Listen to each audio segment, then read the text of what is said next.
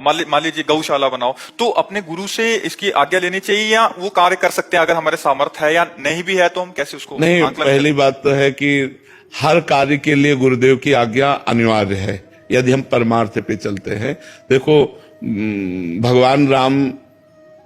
धनुष उठा रहे हैं तो गुरु ही प्रणाम मन ही मन कीन्हा, पहले गुरुदेव के चरणों में प्रणाम किया फिर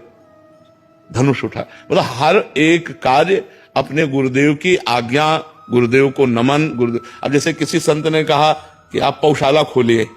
जी महाराज जी, गुरुदेव भगवान से बात करते हैं, खुली बात है, हम अपने गुरुदेव भगवान से बात करते हैं और गुरुदेव भगवान सहमति दे देते हैं कि हाँ खोलिए, हमारे पास धन है तो हम पौशाला खोल देते हैं। लेकिन डायरेक्ट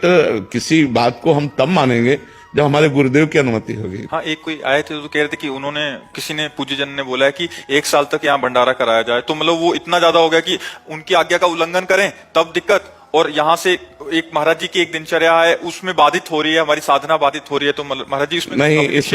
इसमें चाहिए कि अपने गुरु से आज्ञा ले लेनी चाहिए। अगर हमारे पास धन है और किसी संत ने कहा है 1 साल भंडारा करो, तो ये बात हम मानते हैं, पर हमारे गुरुजी की क्या इसमें अनुमति, आज्ञा है? बिना उनकी आज्ञा के हम नहीं कर सकते। ऐसा जरूर निष्ठा रखनी चाहिए, अपने गुरुजी से अनुमति और आज्ञा लेनी चाहिए, तभी बात सिद्ध होगी। सिद्ध बात तभी होगी। नहीं ऐसे कभी कोई कुछ बोल रहा है, कभी कोई कुछ बोल रहा है, कभी कोई कुछ बोल रहा है, तब तो आप परेशान हो जाओगे कि संत अवज्ञा न हो जाए, तब तो आप परेशान हो जाओगे। कुछ दिन किया तो कह रहे जो महाराज जी ने एक पद्धति बताई थी, आपने पूजन की, मेरी श्री जी की सेवा ही छूट रही है, मेरा नाम जब छूट रहा है, तो मतलब वो एक, इसीलिए हमने कहा कि सत्संग सब जगह सुने और जो गुरु के सिद्धांत और गुरु की आज्ञा को पुष्ट करने वाली बात हो वो बात सुन ले, और बकाया सब भगवान की चर्चा है, प्रणाम करके चल रहे। महाराज जी जैसे बचपन में मतलब जानते नहीं थे, गुरु दीक्षा हो गई है, लेकिन जो गुरुदेव भगवान है, लाइक हमारे मम्मी पापा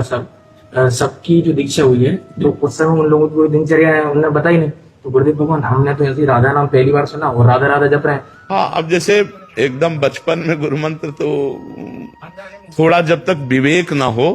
हमें पता ही नहीं है कि गुरु क्या होते हैं, गुरु मंत्र क्या होते हैं, तो फिर उस समय नहीं, उस समय नाम भगवान का जपने की प्रेरणा करनी चाहिए। गुरु मंत्र तब देना चाहिए जब थोड़ा ज्ञान प्रकाशित हो जाए, कि वो समझे गुरु मंत्र क्या होता है, गुरु क्या होता है, सतमार्ग क्या हो। तो जैसे अब आपकी अवस्था है, अब आप समझ रहे हो, तो समझ करके उस मार्ग को स्वीकार करने में कोई दोष नहीं।